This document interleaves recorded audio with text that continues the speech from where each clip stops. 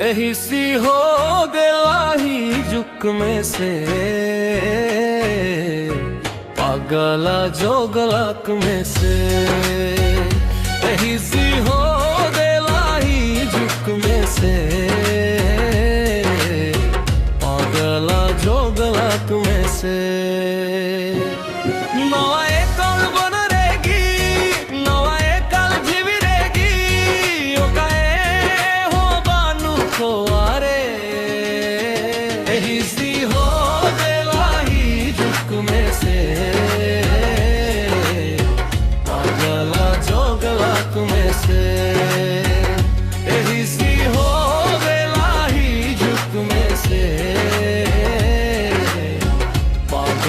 जोगलाक में से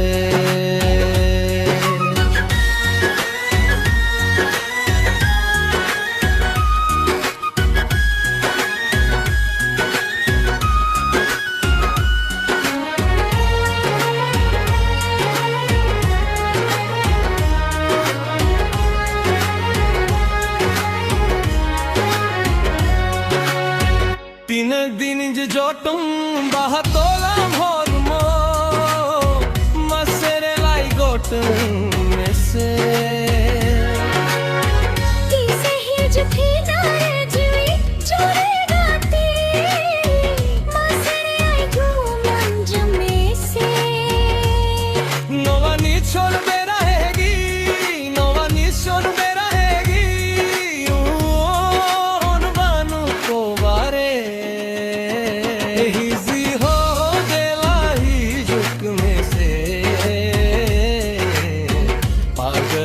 जोगलाक में से